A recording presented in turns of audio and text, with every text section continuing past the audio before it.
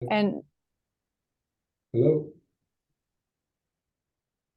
uh, and then I also do want to introduce a new colleague of mine at GridWorks, Matt Jones. If Matt, you could just say hi. He'll be helping me with project management for this work. And so you may see him in the background here. So Matt, if you could go ahead and drop the agenda for today into the chat, please. And then a quick review on Connected West.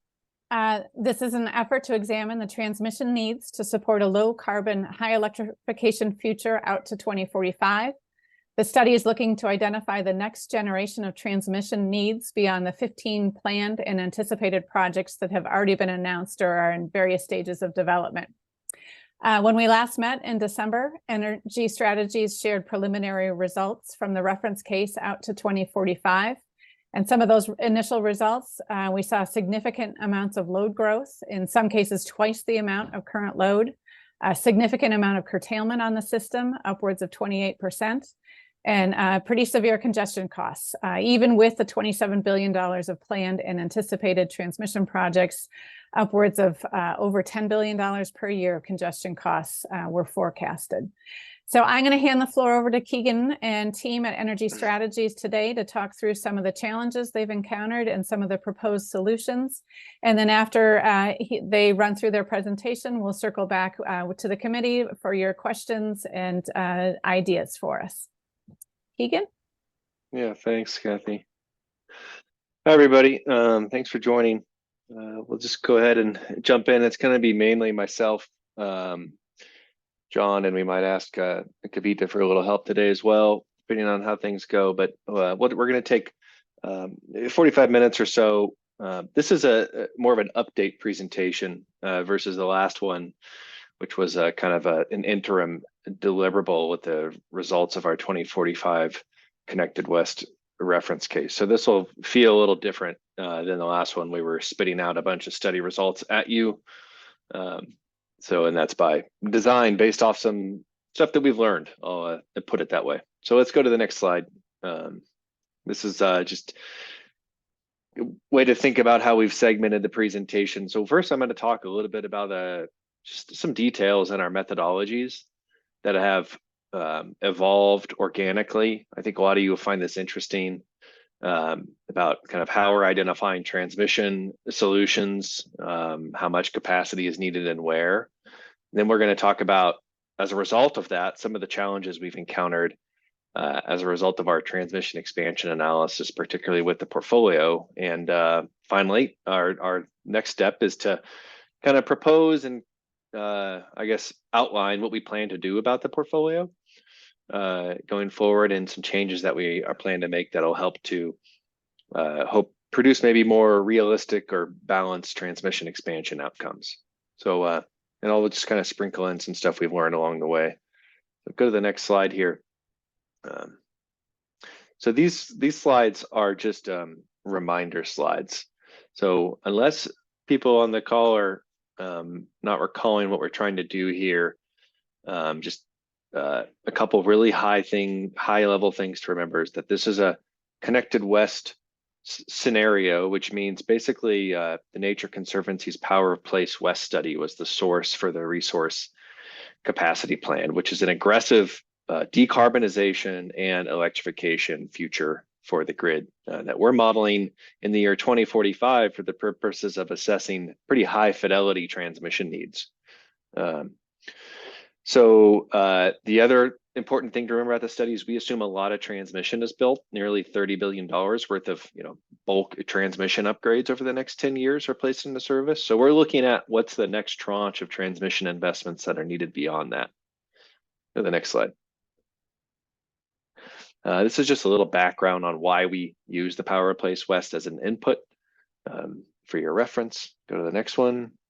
And this is a reminder of the questions that are driving the study that we're trying to answer. So the first question, we kind of generally did get close to an answer. We'll revise that answer. We have a pretty good sense now of how far planned and anticipated upgrades get the West towards meeting this scenario. And it's, definitely not all the way there, but it's definitely part of the way there.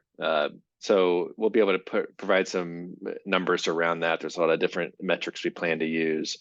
But the rest of these questions around, how many upgrades do we need? What corridors seem to be coming to the top?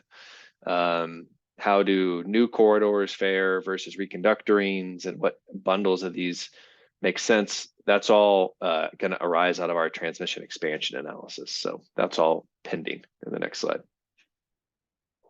Okay, so here's some quick updates. So we proceeded in the last TRC meeting, we presented a 2045 reference case, and that reference case had generation consistent with this high electrification future 3 and basically all Western transmission projects. So we were looking at how we could fill the gap as it relates to transmission needs. The first scenario we started with, or portfolio of transmission, was going to be a AC focused greenfield transmission expansion portfolio that was mainly greenfield, but had some line reconductoring and corridor expansion options when it made sense.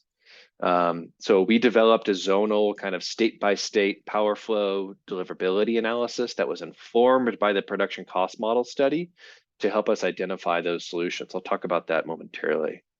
What we learned is that some regions required very significant transmission additions to both collect the wind in that area, basically building out entire backbone systems, and also then delivering that wind to load centers via new backbone systems.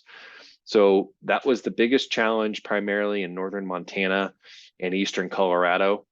And so we saw this coming, right? As we were doing the work, we thought that's a lot of transmission in one spot, in a couple of concentrated areas, and engage with the leadership team, GridWorks, GridLab.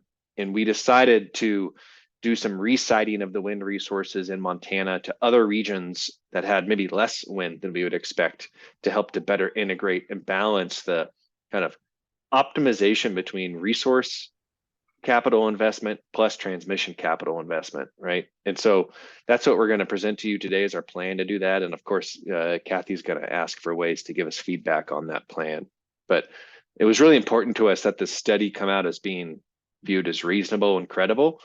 And based off the results we were seeing, we thought we were starting to stray from that. So I'll kind of show you those later. But that's the context for the next slide. So here's just an overview of the methodology that we adopted to do some of this transmission expansion analysis. Go to the next slide there. So recall, right, we built this 2045 reference case. It's a huge, huge effort to just build the 20-year case over a matter of months. Ran that study, reported out on congestion and some operational statistics to this group the last time we met. Then we were into the process of developing different transmission portfolios that then we would then assess for their benefits and costs. Go to the next slide. So we're going to dive deep into the, how we develop those portfolios. So this is what our plan was, right? All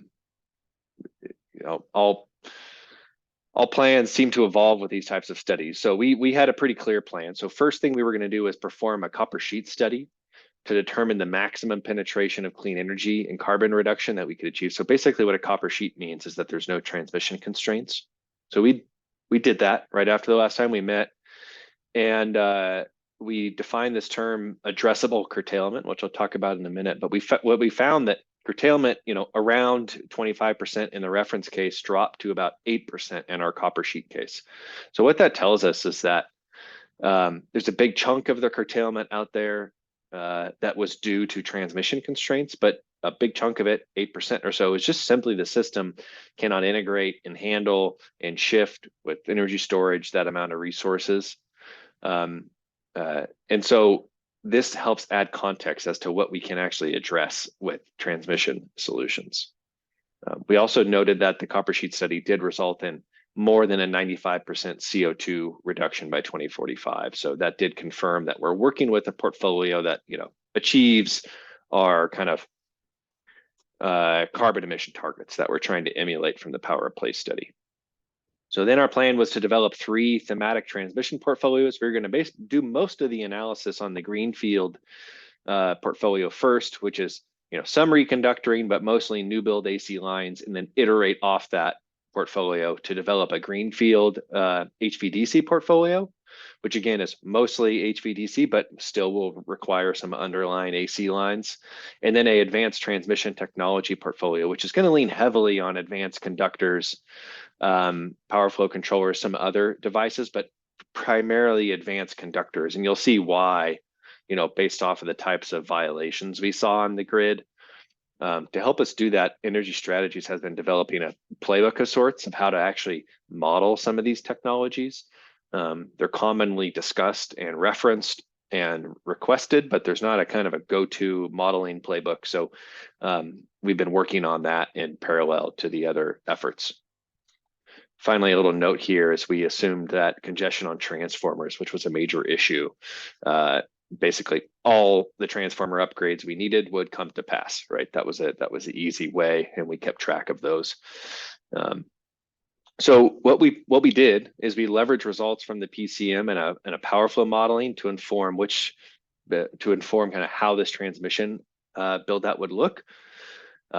We used the constraints we saw from the production cost model, congestion, LMP heat maps, curtailment maps, the copper sheet results were all helpful for telling us where the transmission system was physically constrained. However, one of the things that are one of the limitations of nodal production cost modeling analysis is you don't get a percent overload, for instance. You just see congestion on the system. The constraints are observed by these models, so you don't really know how much you need, right? And so we basically developed a power flow model, which I'll talk about, but there wasn't a clear methodology that we should adopt. We knew right away that evaluating kind of a single stressed condition, i.e. like a summer peak, would not really result in a comprehensive or consistent build out, in large part because of how weather dependent this portfolio is. You can get extreme levels of output of groups of generators in one area that may well exceed the output of that same group of generators during the system peak. So doing the kind of a traditional transmission planning condition wasn't going to make sense. So we developed a zonal deliverability analysis approach, which is informed by the hourly operational data from our nodal model. And that was the method that we used. So what we were trying to do was arrive at a appropriately sized transmission plan, suitable for each of these portfolios. And what we learned is that's a very complex effort, building 20-year power flow models. And what we did was, in large part, pretty similar to what was done in the National Transmission Study, although there's some differences, which I don't lay out here because I'm not trying to compare that, but I'll just note that some of the issues we encountered were not different than those what they have encountered in that study. So I'll dive into what we actually saw here. Spend kind of 15 minutes or so going through our methodology. Go to the next slide, please. Oh, so this is a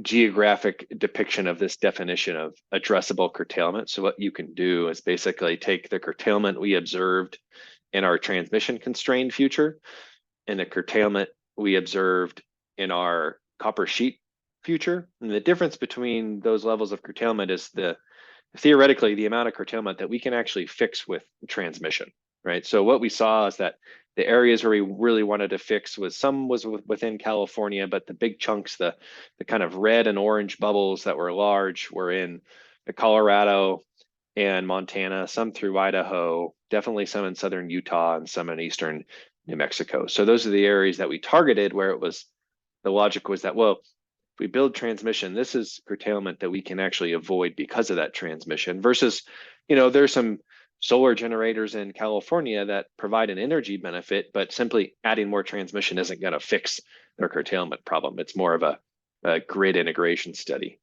Fred is asking here really quickly the concept of the copper sheet. So he's asking what that means and what's done. What really it does practically is it removes all transmission constraints from the model. Pro tip, when you do this with the wet case, make sure you do that for all the phase shifters too. Those will still combine and create transmission congestion. But what it does is it basically makes the system operate in a perfectly economic fashion as if there was no transmission limitations between loads and resources across the whole grid. So it's basically a single zone system. So we get a view of, hey, in a perfect world, this is how we'd operate if transmission congestion wasn't an issue. And then we have the real world, which we did simulate, which is we do have transmission congestion. And so we can compare the two and tell us a little bit about where we need to look. So this was the first thing we did, and that helped us target our study. Go to the next slide here. So this deliverability approach, the first step that we needed to do was define the scale or the granularity that we were going to perform that study. Now, this concept of deliverability, I'm not spending a lot of time defining on purpose, because we could have a whole phone call on that. But a lot of ISOs and RTOs use it to assure, resources are available in a time of need, right? It's not all that different from a traditional utility, for example, a network resource designation, right? Where a utility wants to make sure that when they need the resources, they can get them, right? So they'll do analysis that assures the transferability or deliverability of those resources. Now we're working with a much bigger system. So, typically you might do this with a generation pocket or a small area. And since we're trying to, identify interzonal transmission upgrades, interstate transmission upgrades across and through the WEC system, we have pretty big bubbles, so to speak. So these are the zones that we drew. These are, similar electrical areas. For example, here, you look in Montana, right? Those are export-centric regions there. And that's probably going to be the biggest driver of transmission in that zone. And by contrast, the zones that have Puget, Portland General, those are kind of an import-centric zone. So we can orient the study to look at how much transmission we need for import and how much transmission we need for export, and ideally do that across a series of zones and theme up the results of those analyses to build a system that's sufficient for kind of inter-zone to zone transfer, which is what we were trying to do.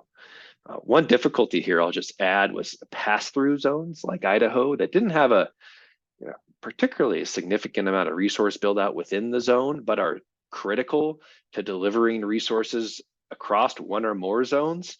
The methodology to do that, is actually not well researched, and one that we frankly didn't see coming fully in terms of the impact that could have. And we're still in the midst of working on ways to kind of characterize these pass-through zones.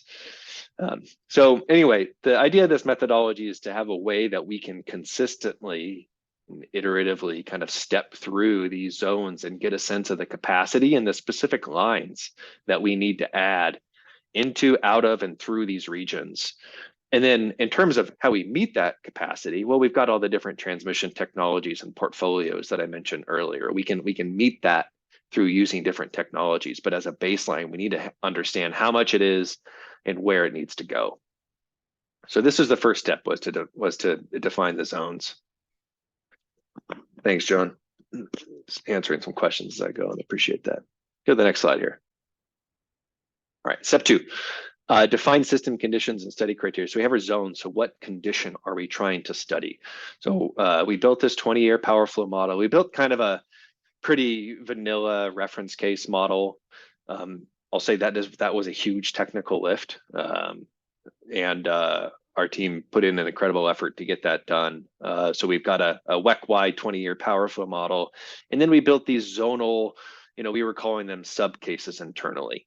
And basically those are the cases we'd use to study each region or zone on its own to evaluate the reliable transfer of power under stressed conditions. So we had kind of 2 buckets of zones: export zones and import zones.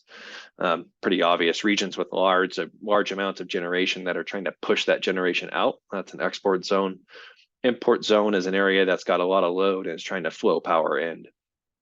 So each of these we're studying individually to identify, how much additional transfer capability we need during these stress conditions.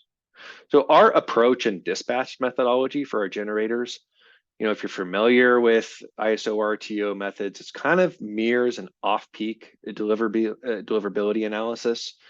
So we're mostly concerned with identifying and correcting transmission deficiencies that would cause excessive congestion or curtailment within a given resource pocket. A lot of times these off-peak deliverability analyses are more conservative, i.e. they result in more transmission built than the on-peak ones, which are really you're just trying to deliver whatever the capacity accreditation was. But we felt that, with the limited time and resources we had, this was a more appropriate place to start in terms of planning out the system. So the way you do this is you do not test all zones at once. That's really not feasible. What you end up with is several hundred gigawatts of dispatch generation and nowhere to shove it from a modeling standpoint. So that frankly does not work. That's why we do this zonally. So what you do is you dispatch up generation, sync it to a load area, create stress system conditions, and perform a contingency analysis to evaluate the reliability of the grid and add transmission solutions until you can mitigate those system violations. So here's some details of how that worked exactly. So we used our hourly data from the Connected West study here on the right and identified average dispatch conditions for a particular zone that represent kind of a P80 exceedance net export condition. So what does that mean? Really, it means that the export condition we're simulating, if we build a transmission system for it, it'll be sufficient to flow out power for about 80% of the hours where it's exporting. For the other 20%, we might experience some amount of congestion. That is entirely appropriate if you're familiar with a kind of optimal planning framework where you don't want to mitigate 100% of the congestion, because in some cases, some congestion is more efficient than building 100% of the transmission. So this exceedance methodology is what we addressed. We did not want to address 100% of the deliverability constraints. We wanted to address most. These assumptions are, of course, going to be the subject of refinement and research going forward. And this determination of the dispatch values is something that's always debated at ISOs and RTOs when they do this work. So what you see here in this visual is if you took data for a particular zone and rank ordered it, this black line is the net export. So largest to smallest net export condition. So you go to the 80th percentile. And then what we can see there is, here's the dispatch conditions that are associated with that, right? And so we found several of those conditions for down to a generator level, and we're able to develop an average representation of the dispatch of those. Then from that dispatch, perform N-0 and N-1 contingency analysis, and monitor all the flow gates and limitations as appropriate, and then plan our system around those violations. You see a question came in, how is energy storage assigned? We didn't assign energy storage, that was in the portfolio. I'm talking about the dispatch right now. The dispatch for storage was based off of how the storage was operating in that condition. Go to the next slide. Okay, so once we had that, we developed transmission solutions to resolve the violations that we saw. So voltage collapse and base case divergent, where we added significant generation without enough wires to move that power out, were major issues. We saw thermal overloads, violations of WEC paths or tie lines between study zones under system intact and or system contingency conditions. So we had some rules of thumb here that we used to select transmission solutions, meaning that we had to decide, when we needed a new line versus when we can either co-locate or upgrade an existing facility. And the long story short is that it's basically based off of how severe the violation is, right? There's a lot of times we saw where we had really the only way to fix a problem was a new line out of the area.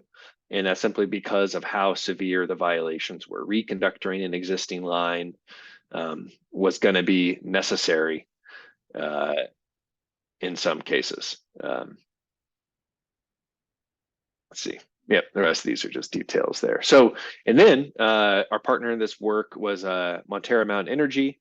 So what we did is we provided Emily and their team with electrical solutions. So we got an example of one of our lines that we identified, which is approximately from Craig to Mona, connecting Colorado and Utah. And you can see kind of the way we think about this from a simulation standpoint.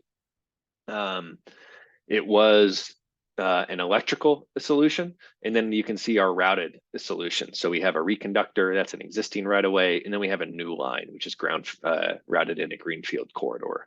So that's where we got our costs for these upgrades, where we applied per unit cost assumptions to those line miles and the equipment associated with those. And that was the costing them was the final step in the expansion plan. Go to the next slide.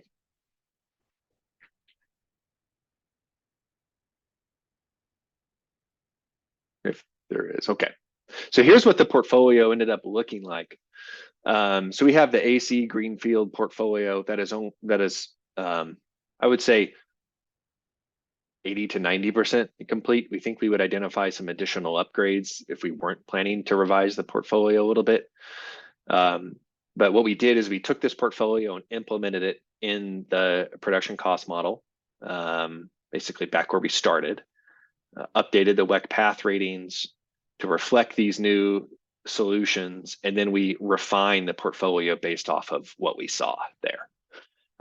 So there's some things that don't show up very well in power flow analysis that do show up really well in production cost model analysis. One of those is this kind of coincident dispatch. So one of the things that we don't account for very well is, for example, if there's happens to be high wind conditions in, say, Montana, Wyoming, and Colorado that far exceeds the load in all those areas simultaneously, that will show up in our weather correlated data in the production cost model. That will not show up in our zonal power flow studies.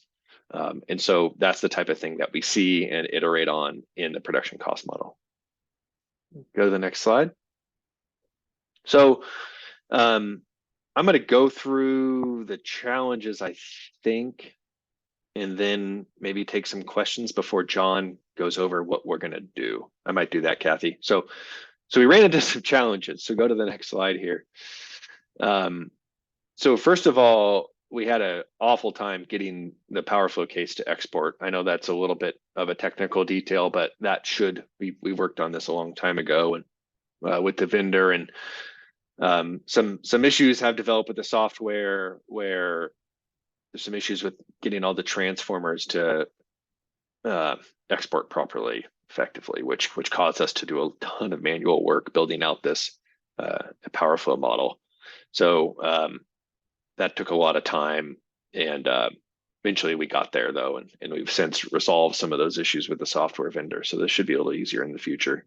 Other thing I'll note is that we did still see some pretty significant congestion in the production cost model. So the deliverability methodology I started the call with, you would think it's a very robust methodology, and it did identify and mitigate a lot of the constraints or congestion that we saw, but it didn't kind of perfectly right size some of it. And so we're still learning, I would say, here on kind of how to link these together. But it's at least in a starting point. But what we learned is that we don't really see a way right now where this wouldn't be somewhat of an iterative exercise. Then finally, this is more of an issue with our portfolios. We just simply had too much transmission to accommodate a resource build in certain areas. So you can see how skewed, frankly, the build is towards Montana. So we can get into this in a lot of technical detail if we want. I don't see a ton of value in it, but what happened basically is that the Montana system, for those of you that aren't aware, really other than the Colstrip transmission system, 500 kV line, the rest of the Montana system is a relatively, no offense to Northwestern, it's not a lot of load to Montana. It's a relatively weak 230 kV system, but a world-class wind resource. And that basically caused us to have to build out an entire, it might be even a double circuit, multi-line 500 kV collector system throughout large portions of the state of Montana to go get the wind where it was sited. And that's a lot of transmission. And then that doesn't even resolve our problems with getting it out of the region. So as you can see, we had to build several parallel paths and several lines along those paths. Some reconductoring we tried to do. We had to do some greenfield lines, basically running, I think, upwards of, I'm not going to recall the total number well, but it was upwards of, I think, close to 15 gigawatts of export capability out of Montana, relative to some of the other zones, wind-rich regions where, you know, we can see we didn't really add that much export capability for Montana, you know, a little bit in Colorado, almost none in New Mexico. And so we felt like this transmission expansion was too skewed.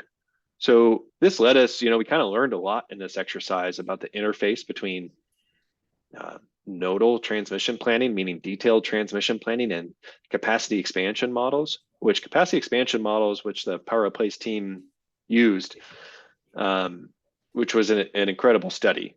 So nothing we're saying here takes away from that.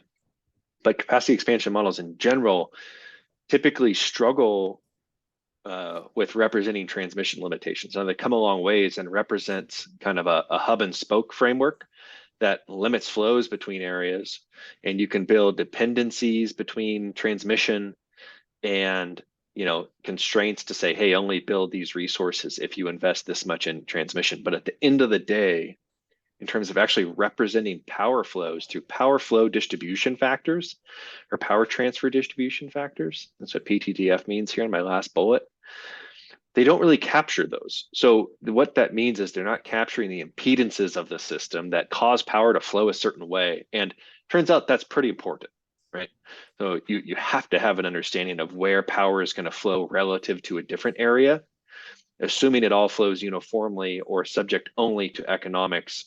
We've learned that these penetrations is a kind of a gross assumption that causes us to get skewed resource portfolios. And so that's entirely okay, because now we're learning that there's a way to iterate, right? And to correct for that, either through this iterative process where we're resiting resources, or trying to generate information on the front end of these capacity expansion models that they can come up with a better initial expansion plan. And you know, our firm's actively working on some research and, you know, trying to move the ball forward in that area right now. So we've learned a ton, and we think there's a lot of value here, but we don't think this is the transmission plan we want to end up with ultimately. So because of that, we're going to propose to recite some resources, and John can talk about why. So I'll pause here.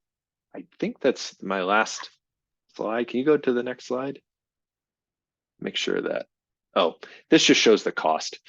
So we've only costed here and shown the transmission in Colorado, Wyoming, Montana, and Idaho, which comes to about you know, about $34 billion or so. So we assume about 27 billion through 2035, and so just in these 4 states, we've got another 34 billion, and that excludes all of the other states. So there's a couple, you know, ways to think about it, but we think we can get to a transmission expansion solution that's maybe a little more efficient from a transmission standpoint without much more trade-off in the resource zones. But this is what the results will look like, you know, when we finally get a full built out that we want to calculate the cost for. So we're proposing to kind of shift some of these resources a little bit, move them around. And John's going to talk about that in a minute. But before he does, I think this is my last slide now for the next one. Not remembering. Yep. All right. So John's going to cover the next steps, or at least the first couple slides there. I'm going to pause and take questions, Kathy, before we do next steps, if that's okay. Yep, that'd be great. And Ben, thank you for your patience. I'll come back to you next. Fred had a quick question about Montana. So back to slide 15. Yeah, just it's curious to me, the phrase too much transmission, it's kind of a conundrum.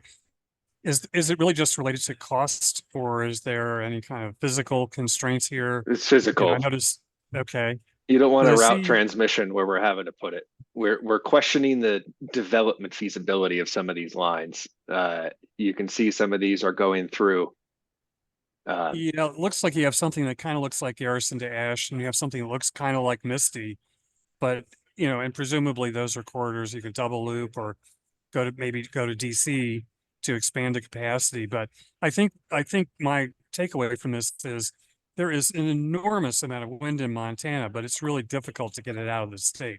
I've seen estimates as high as 500,000 megawatts of potential there.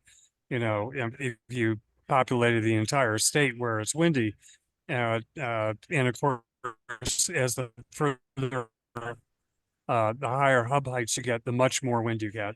But this is really, I mean, a lot of us have for a long time wanted to get a lot more wind out of Montana. But what I think you're showing is that even getting another 10 gigawatts of transmission capacity is a big lift. Yeah, I think what we want, Fred, so first of all, we are worried a little bit about just the physical realities of this from a development perspective. And we don't want to, in our eyes, there's potentially other areas in the region that maybe need less transmission that's easier to build potentially. And so we think we should at least explore that. But what you said is totally true, and it bears out in the study. There's a lot of great wind in Montana. It's just that there's not a lot of very good transmission around the Great Falls, and we've got the studies to show that now. Yeah, I think what you're really saying is that co-optimizing power and transmission is a really important thing. And we are facing a new set of trade-offs when we do that more effectively than we have in the past. Fixing transmission looked at renewables within reach of that. Now we're talking about co-development, and I think we're addressing a new set of opportunities and constraints, however you want to put it. I'm recalling also the work that Ben Hobbs and his team at Johns Hopkins did for WEC, back a decade ago on co-optimization using supercomputers. So I realize this is not an easy thing to address. Yeah. Fred, you had a second question on the grid view and the Just a power float. technical question. Is it a grid view issue specifically? And I have to say, all models have limitations, but we know grid view really well. Export problem you talked about, the data export problem. Yeah, it's a Is model that just specific specific to issue. grid view, or is this sort of a generic issue? It's not generic. It's specific to the software that we're working with. Okay, and I see a couple hands coming up. Why don't we go back to Ben Fitch-Fleshman? Thank you for your patience, Ben. He had a question on slide 12. Ben, do you want to reiterate it, or I can read it off? Sure, I was just trying to understand when you select the gen associated with the 80th percentile hour. I mean, I guess I don't have clear intuition that the dispatch in the 79th percentile and the 81st percentile are going to be similar to the 80th percentile. I was just curious if you investigated that and if it's fairly stable in that neighborhood. We did. So what we actually did is we got a condition that's on average consistent with that amount of flow. So what that means practically is that, one, we're really trying to get a dispatch that results in interzonal flow around this P80 level, right? But we don't want to just pick 1 hour. So what we ended up doing is we grabbed a series of hours, meaning I think 5 to 10 hours around that 80th percentile, and averaged them and said, okay, here's a dispatch that seems to cause flows on these seams that give us problems, right? And then that was what we solved around. Again, we needed bigger data sets, more study, more effort to figure out that right number. But that was the approach we took. Thank you. Dave, on to you, please. Thank you. Yeah, let's stay on this slide for just a moment. And the use of P80 representing 80% compared to 100%.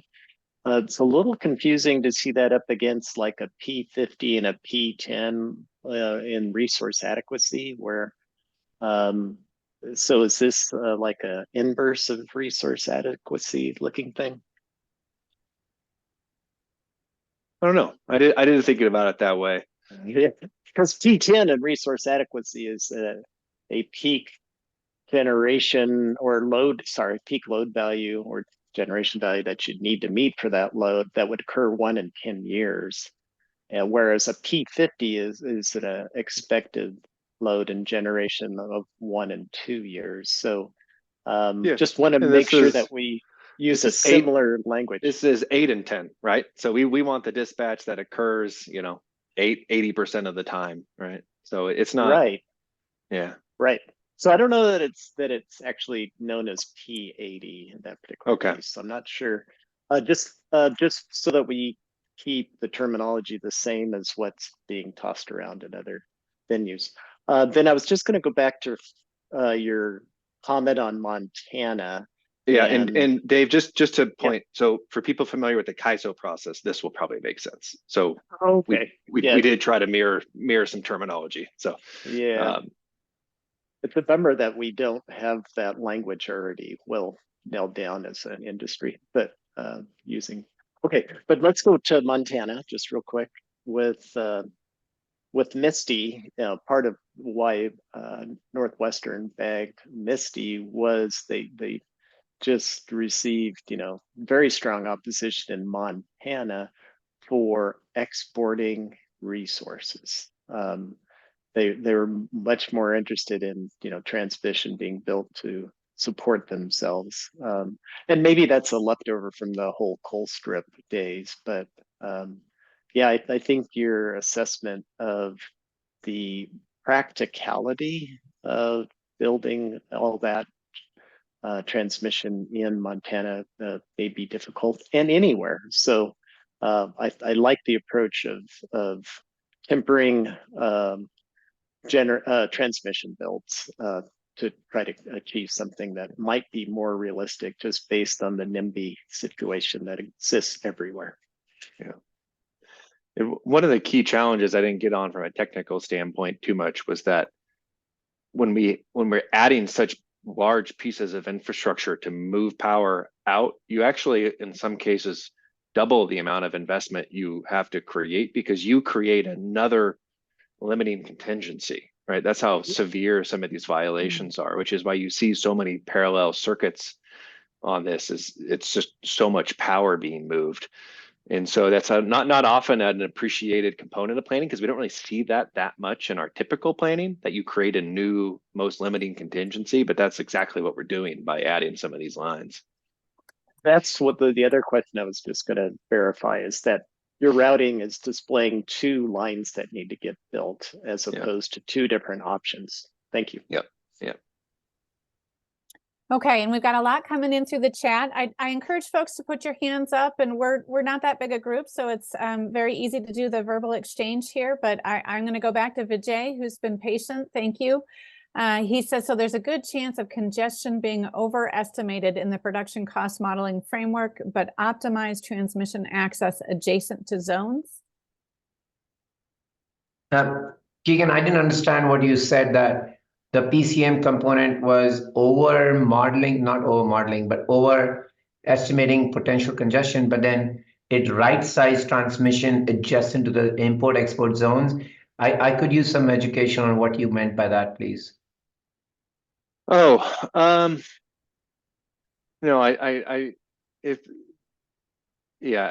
think what I meant was that it's not a 2-step problem, right? It's not as simple as doing this deliverability study, getting an understanding of how many wires we need and what size, and then putting it into the PCM and your problem's being solved. What we learned is that both models, are effective at picking up different types of constraints at these extreme penetrations, right? Yeah. I think at a lower penetrations, it's not necessary to iterate as much, but what we learned is that at extreme penetrations, you get very tail weather events that happen a lot, and so they cause congestion that you didn't capture necessarily in your deliverability studies. That helps. But I'm still confused about the zones angle, and I can follow up later, but how did things get right-sized right adjacent to the zones. That was the other part to it. Yeah, so the methodology for the zonal deliverability analysis was basically we ran the study with no additional upgrades, observed all the violations. Well, when the case didn't, a lot of times the cases didn't solve because of voltage collapse and Okay. other issues. So we basically added transmission until they would solve, and then added transmission until there was, you know, sufficient wires to mitigate the violations that we're seeing. So that was how we learned kind of how much interzonal capacity we need. Got it. Thank you. Thank you. Thanks, Kathy. Yeah, thank you, Vijay. So back to the chat, Tyler, he's asking the lack of build out in New Mexico. Is that because of the Power of Place West did not build wind in New Mexico, or because New Mexico is already planning transmission in the reference case? John's going to tackle that in a minute, but I will say we don't think it's a coincidence that areas that have recently built a lot of transmission showed fewer issues in some ways. So that's definitely a relevant point. Okay. Thank you. I'm going to go on to Ed then. Did the Power of Place portfolio include so much Montana wind because of economics or environmental constraints? John, looks like you're going to address that in a minute. Do you want to table that? Yeah, sure. Okay. Okay. Dave, I see you have your hand up. Why don't we go to you, please? I'm sorry to take you back there again, Keegan, but on the model itself for load is probably a 1 and 2 type model in the WEC cases generally, kind of average weather. And I think what your build is supplying 80% of the generation for that weather event in between zones. Am I saying that correctly? First of all, this isn't a WEC case. This is it's an energy strategies case that we built, first of all. Sure. So it's not a 1 and 2, it's a load based off of the Power of Place load forecast in our Connected West. So it's consistent, you know, with the general study, first of all. Sure, but that is not that's not a extreme case load, correct?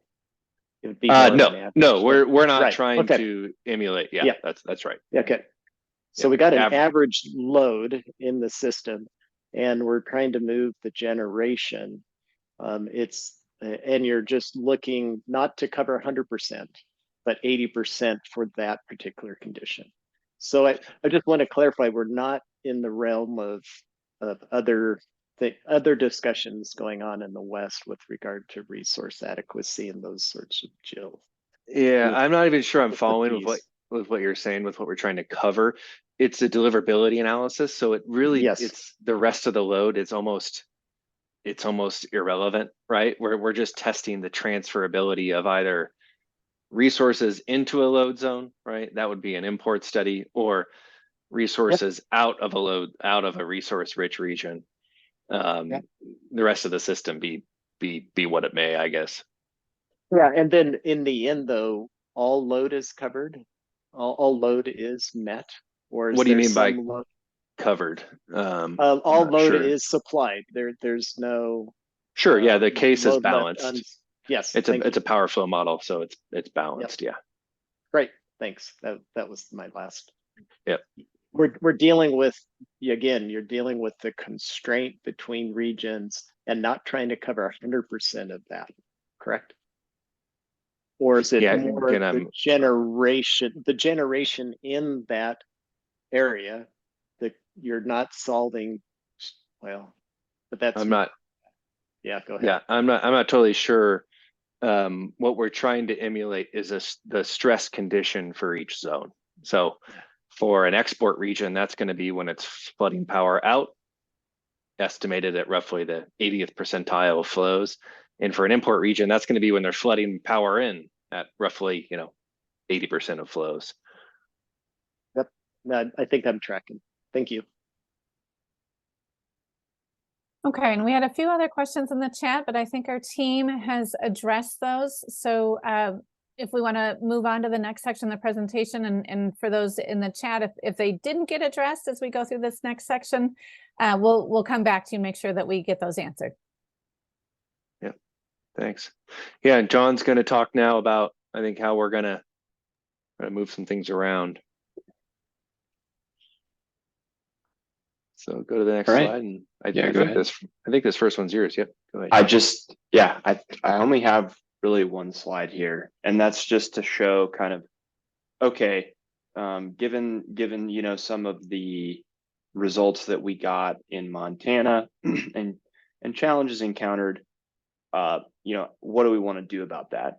And so we really we kind of took a step back in our kind of study methodology and looked through the process that had kind of got us to where we were.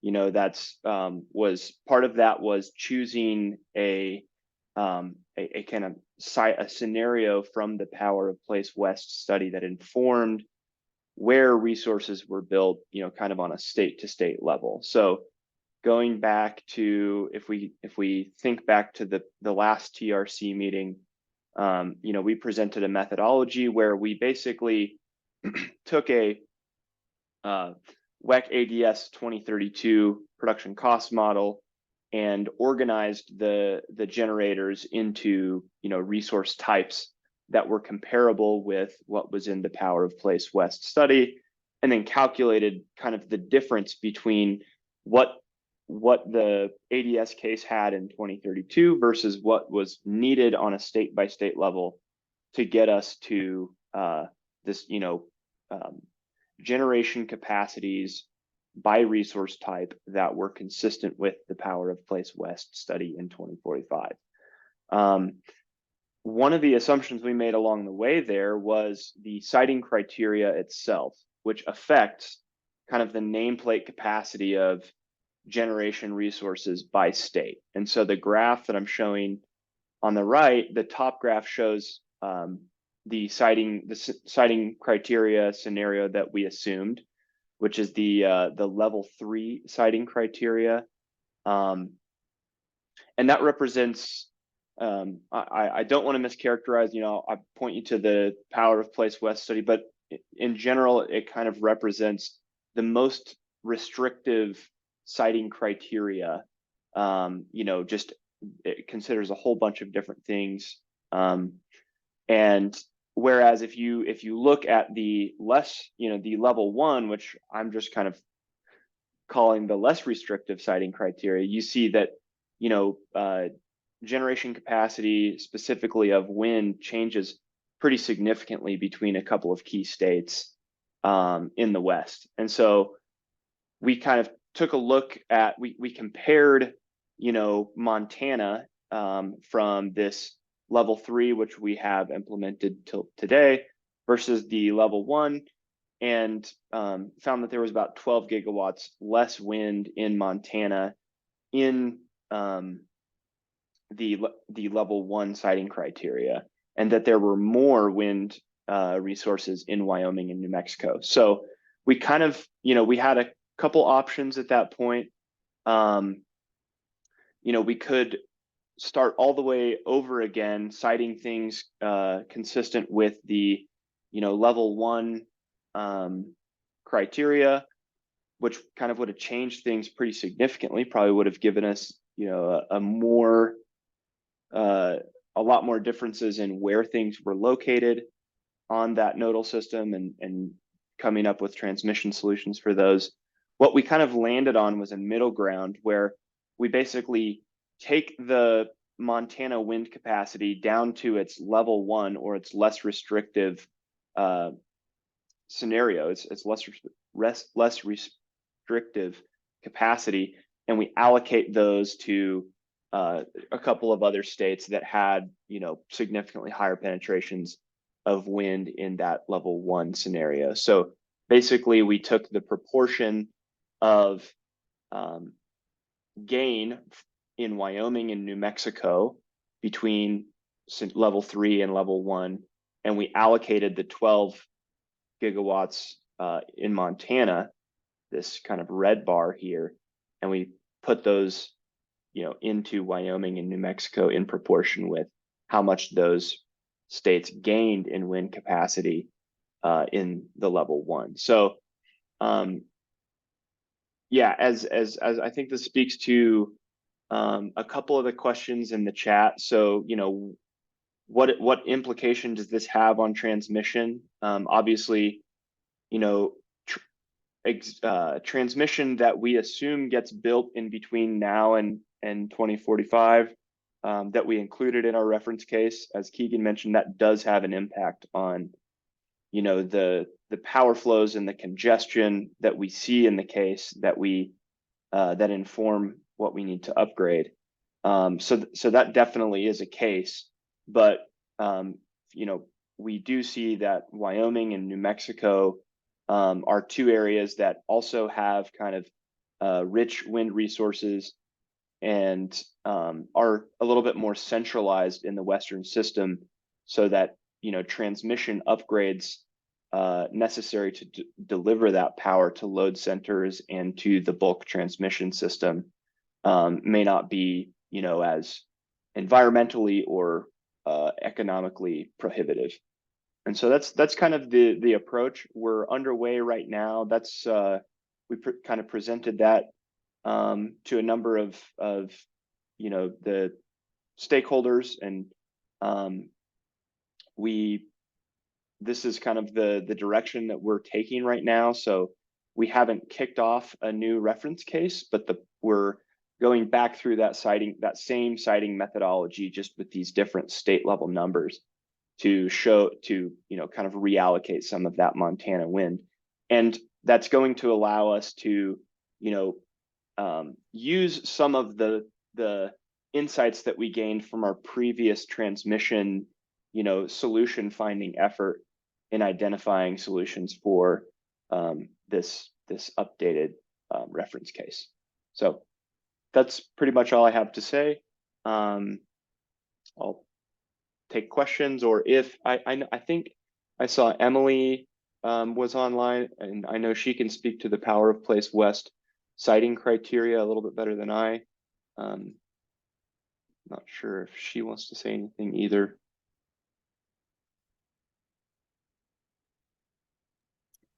Emily is saying that her audio isn't working, but she's busy in the chat Okay. answering questions as we go here. Thank you, Emily. Okay, perfect.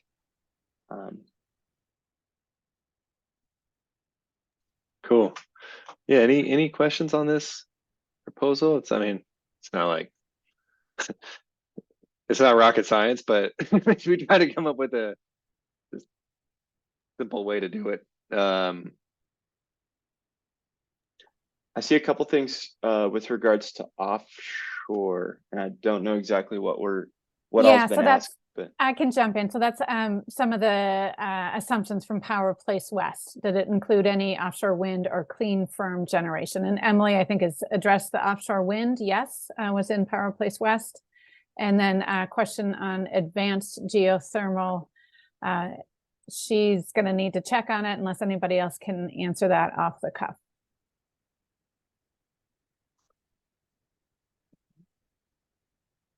Okay. We'll look into that for you, Ed. Thank you. Yeah, I was gonna say we've got a transmission build in California, I think, that looks a lot like the one that they just approved for the offshore wind. So Maybe I'll jump to Ed's comment here. The latest CAISO transmission plan just came out with some major recommendations for new transmission for offshore wind. Yeah, I was just those were two 500 kV lines, one down the coast to Collinsville on land, and then one over the mountain range to the Central Valley to Fern Road. But those are pretty big new lines, each of them 500 kV. And Fred offers on offshore wind, we should also be looking at Washington, Grays Harbor, lower capacity factors, good seasonal shape related to winter demand, especially, and much less varied transmission into the Puget Region Load Center. So I think these are assumptions from the Power of Place West and the generation siting. Thank you, Dave. Power of Place does include geothermal. And Emily offers Power of Place West does not include any Washington offshore wind. Any thoughts on the proposal here of resiting the 12 gigawatts from Montana to Wyoming and New Mexico? Thoughts about how the team approached that? I have a question. This has been I guess it's less about the approach there. I want to make sure I understand that the Power Place picked a lot of Montana wind for economic and wind shape reasons. But when it comes to the physical reality of the transmission build required to get that wind out of Montana, it's a concern that that's just not realistic from a physical perspective. And so I guess, do I have that right? And it's not like a cost benefit analysis there, that it's not like I really want to understand why, because I mean, this is a selfish interest coming from Montana, but like, why is the Montana solution very clearly not the answer, even if it is kind of an eye-popping transmission build out? Yeah. So first of all, why was it there? So you can tell a little bit about why it's there and not elsewhere by comparing these charts. And again, Emily can come in, but the simple way to think about this is that one, she's right. The transmission cost and implications of exporting power out of Montana in the Power of Place study was likely underrepresented. But you could also say that all else being equal, what I think this is saying to some extent is that, this is the high electrification level 3 siting, and then level 1, level 1 is kind of maybe lower environmental siting constraints, and 3 is higher. Right. So when we put more siting constraints on, it ends up more in Montana, less in New Mexico and Wyoming.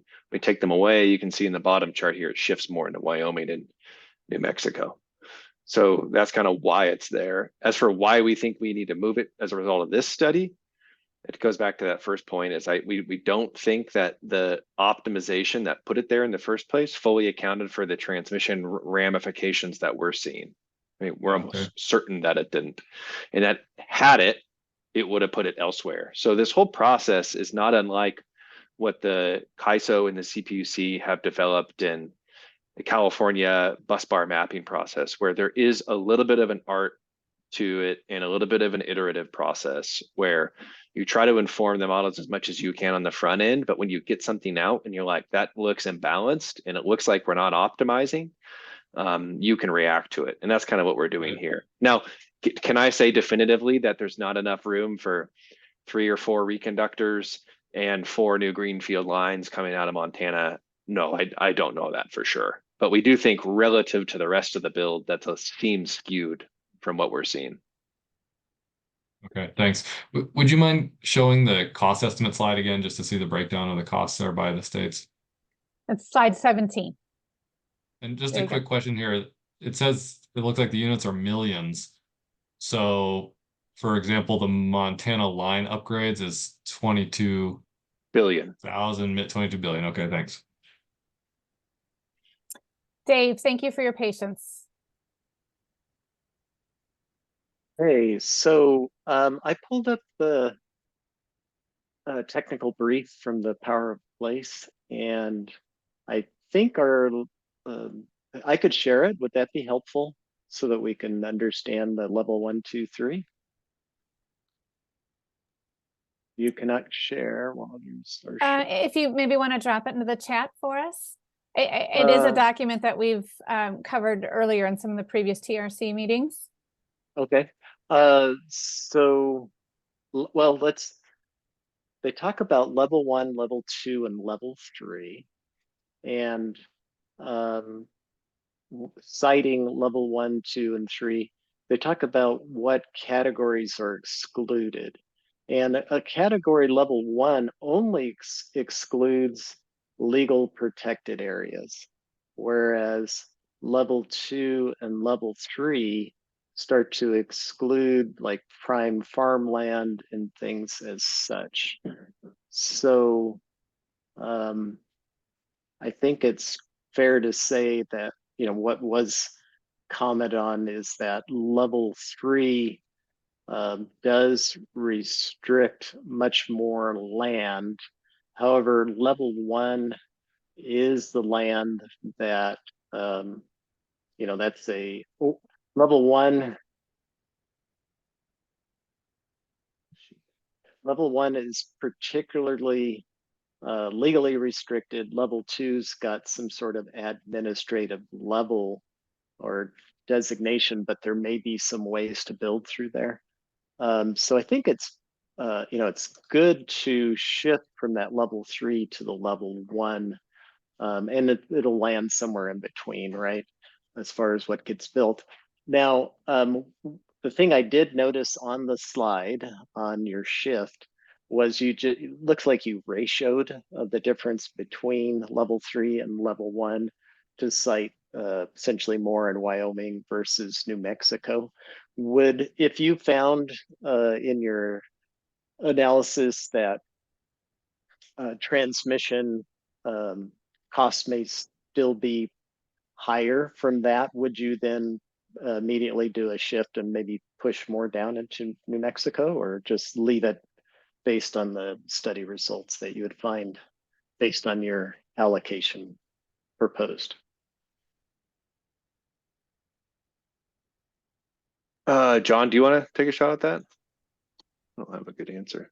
Yeah. Well, I guess we'd kind of be employing the same logic here, right? Confused. Yeah, agreed. So I would just say that's not in our plans at this moment. Obviously, we need to strike a balance between finding a resource, build out the siting of which, and the transmission for which makes sense, but also there's other kind of constraints. So just budget and timeline notwithstanding. So I would say that's not.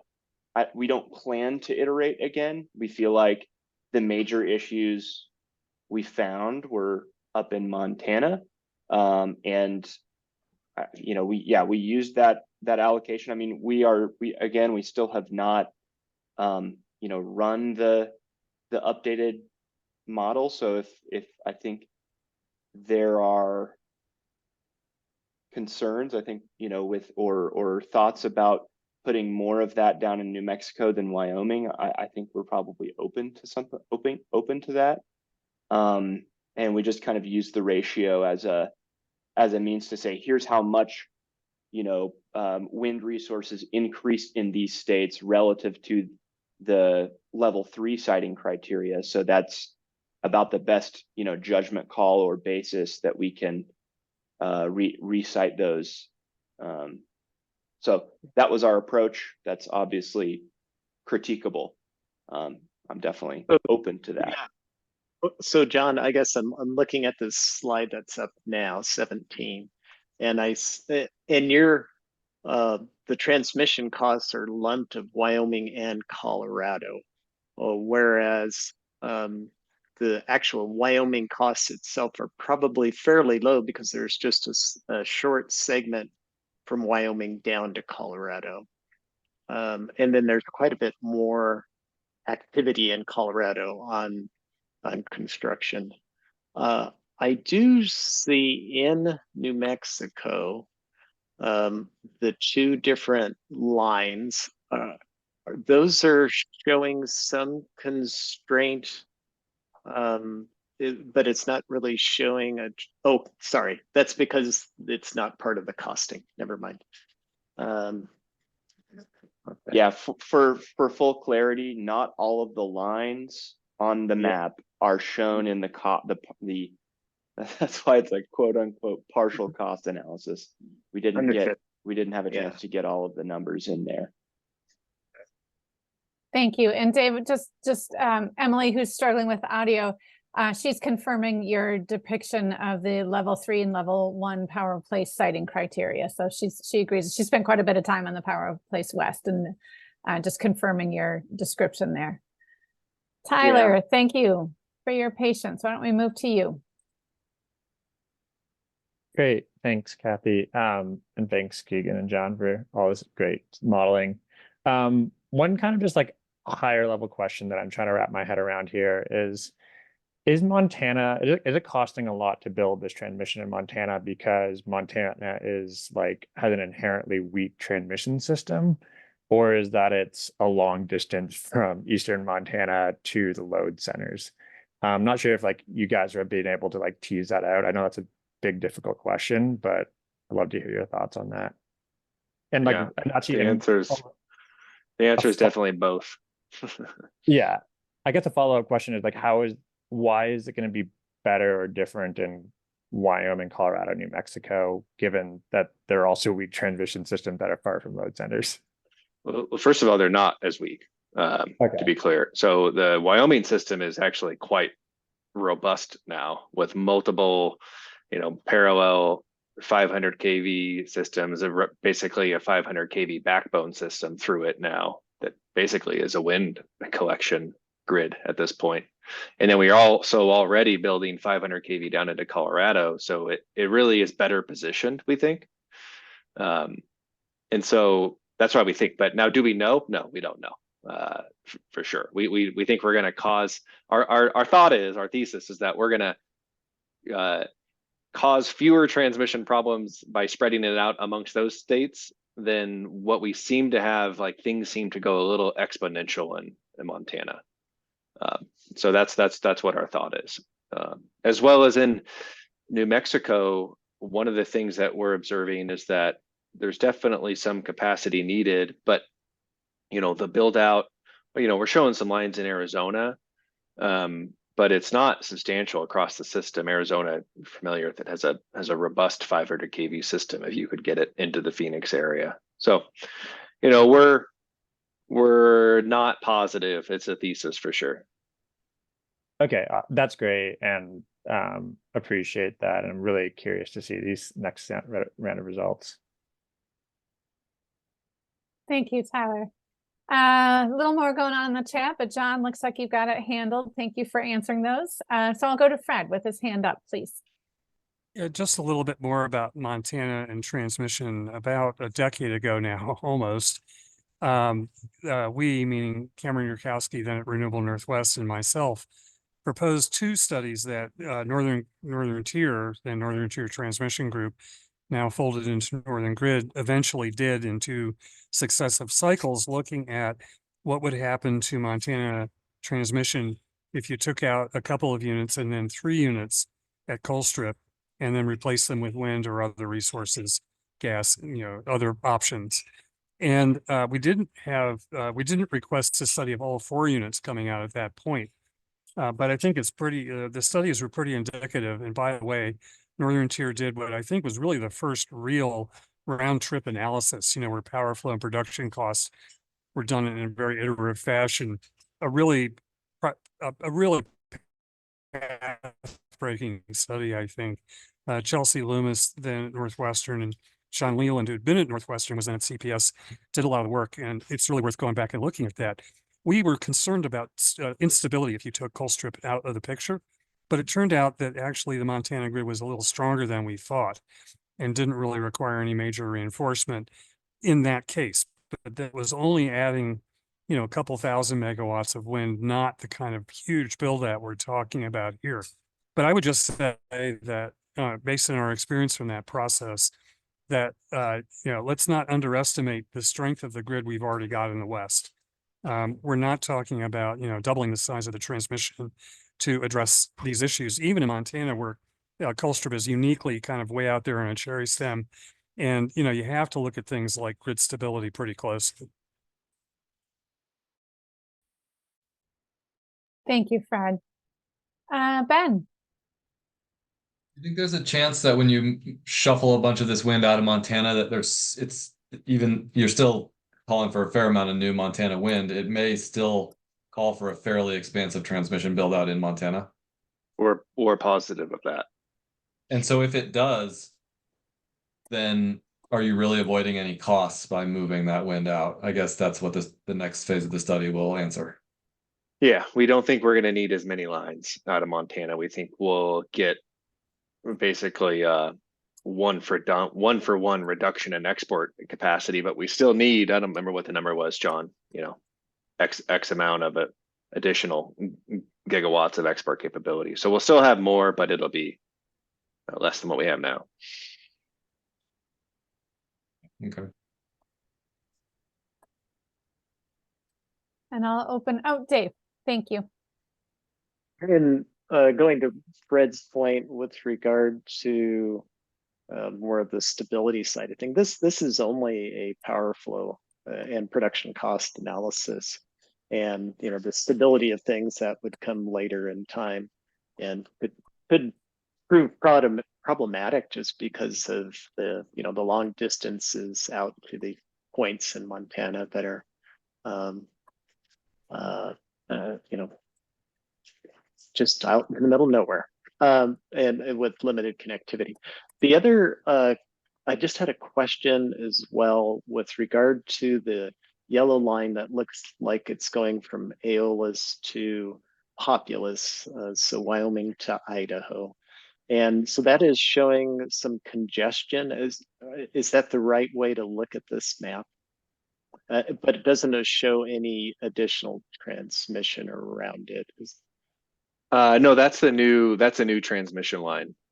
Okay, that is a new there on that line segment. in. Yeah, I think it just might be covering. I don't know why there's not a purple one there for it, but it's definitely a new line.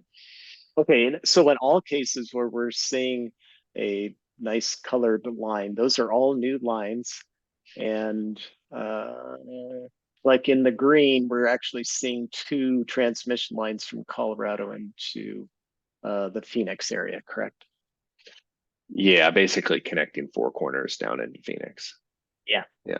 What we have is Colorado has a bit of an export problem. What's actually happening there is the Front Range wind is flowing through across, you know, picking up some San Luis Valley solar and then coming down into Four Corners and getting exported out. So that's the, you know, instead of looping through New Mexico, it comes down that way. Yeah, familiar with the transmission issues in Colorado South. Yeah. And I think we've cleared out the chat, so I'll open the floor if there are any other thoughts. Kathy, this is Matthew. Can you hear me? Yeah, go ahead, Matthew. Thank you. Sorry to be off video, but appreciate everyone's participation in this interesting conversation. I was particularly interested in the questions around, well, why not Montana? And what if we did stuck with that scenario? I just wanted to, somebody come from here with Keegan, note that most of the work for this Montana scenario that we are deciding to emphasize is already finished. And we have the capability to, can you hear me? Yeah, we're getting about half.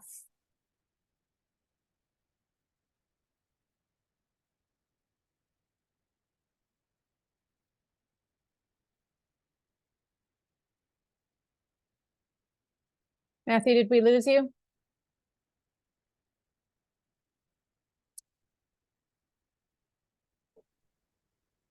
All right, apologies, folks. You understand connectivity issues here. Kathy, I'm back. Can you hear me now? There we go. Much better. Thank you. Sorry about that. So let me be brief. I think we'll have the capability to show the Montana scenario, the Montana rich scenario, and to juxtapose it with what we're suggesting. And so some of the curiosity about that scenario that's been raised here, we can, I hope, feed a lot of it.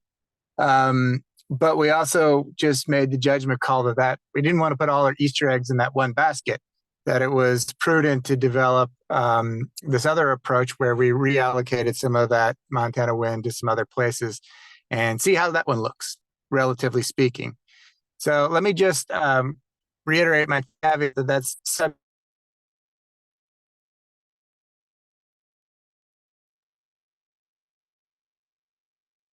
All right, we lost Matthew again. We'll see if he can rejoin us. Fred, why don't we go to you with your hand raised? Yeah, and I definitely feel Matthew's situation, since we have bad internet in Portland these days, and who knows, it may interrupt me here now. Just to say broadly, I'm really happy with where the study is going. To me, the important thing is this study is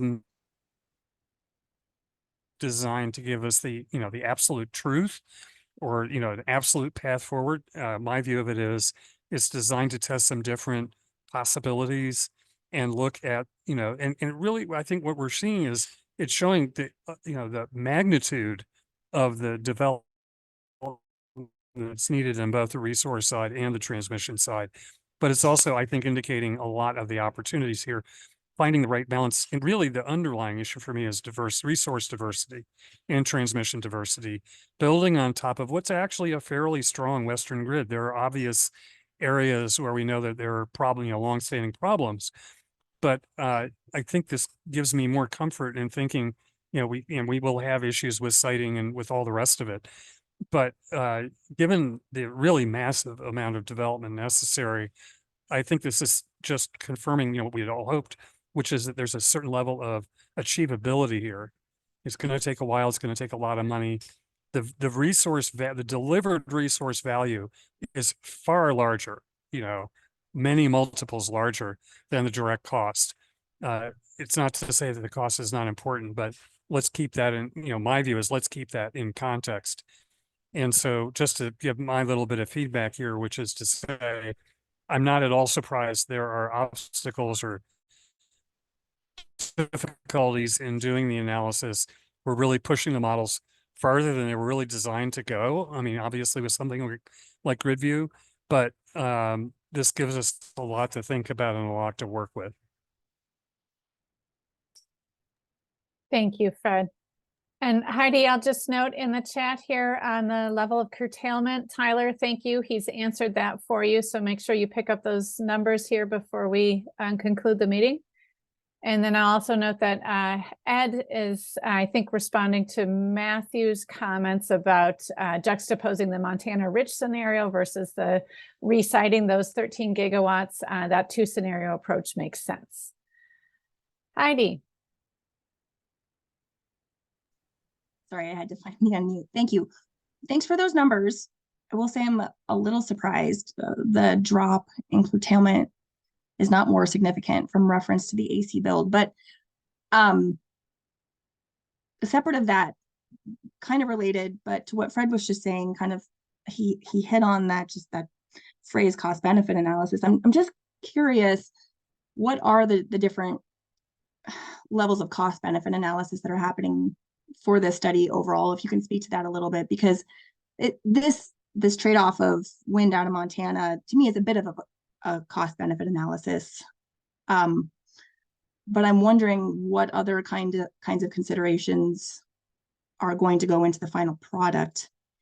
Just, I think I understand that there is a goal for a certain level of renewable penetration, and you're trying to maximize that penetration, maybe trying to minimize the amount of curtailment, also maximize carbon reduction. But at some point, there's going to be this trade-off of how much more transmission is really, justifies the cost of it. And so that obviously goes down a rabbit hole. But is there any other kind of cost benefit that might play into tuning the final answer of the build out that's, the final product of this? Thanks. No, unfortunately not. I think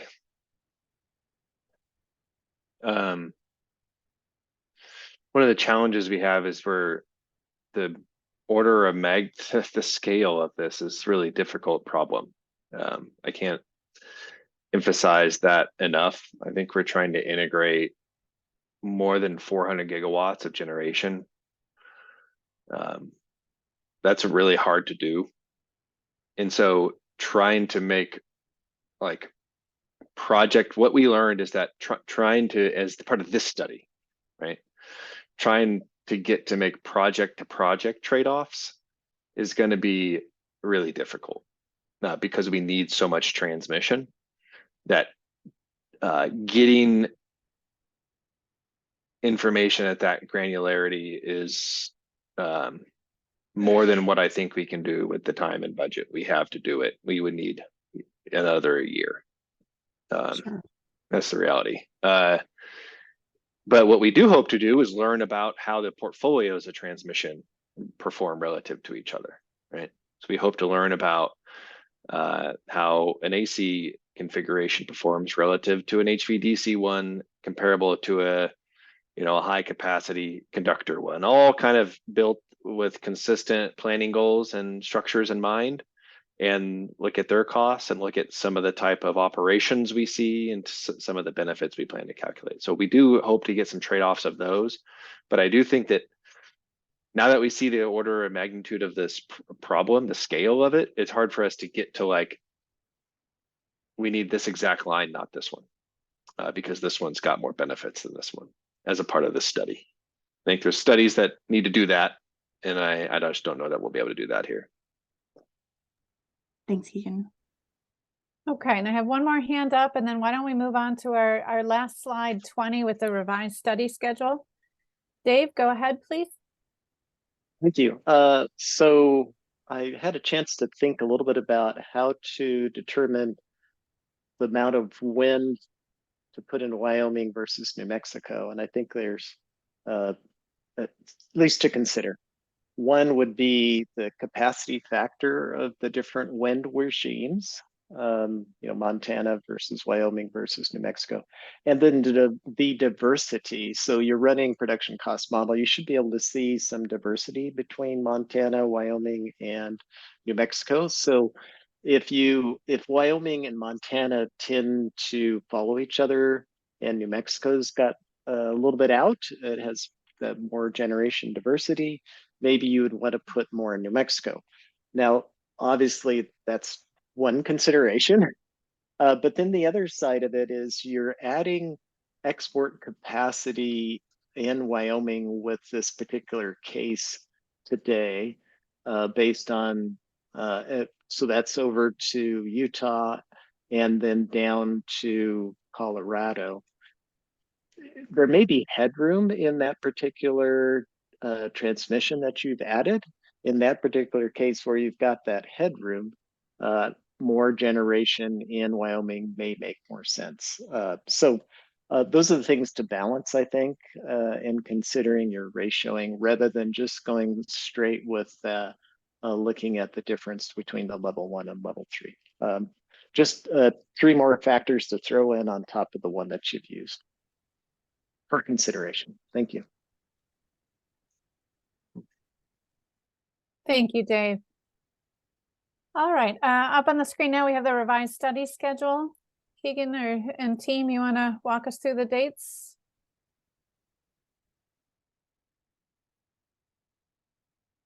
Yeah. So the big push now is to basically redo this reference case that we delivered, a few months ago, with this resited generation. We're trying to do that over the next few weeks here. And then we'll kind of pick up our transmission expansion plan, look at the portfolios and corridors of projects, try to have that done by May 15th, and then the benefit analysis by June 15th. And so we're thinking we'll probably be back with the TRC sometime in late June or early July to give you an update on ideally how all 3 portfolios fare and what they look like. And then the final report would be published by the beginning of August. So we're grateful for GridWorks patience with us as we kind of go through this. We sort of unforeseen issues here, but we're going to get over the line eventually here in the next few months. Great, thank you, Keegan. That's it. Yeah. Yep. As folks percolate on this a little bit and think it through, if there are additional comments that you want to put into email or written comments for us, by all means, please send it to us. We're requesting those by April 15th, just so that the team can keep moving forward. And I'm going to put my email in the chat. Please send them to me and I will work them through with the team. Can you hear me now? Yes, Matthew, that sounds much better. Sorry for the audio troubles earlier. I just wanted to conclude by thanking Keegan and his team at Energy Strategies for bearing the working brunt of getting all this done. As you can see, there's a tremendous amount of work going on. Folks are working around the clock and weekends some days. And so I want to acknowledge that contribution, not just to this little group here, but to the entire West. This is insight and knowledge that we really need. And it's obviously not easy to gain. So I want to thank you guys for being in the lead and helping us develop that insight. Much appreciated. And thank you, Kathy, for leading us here today. And finally, thank you to the TRC for taking a look at these questions and taking Kathy and I up on that invitation to provide any other input or insight you have before we start turning the crank on this revised piece of work. It helps a lot to see it from a lot of different angles, and you all have contributed to that today and can contribute. Thanks, Do that. Matthew. Okay, and with that, my email is in the chat there.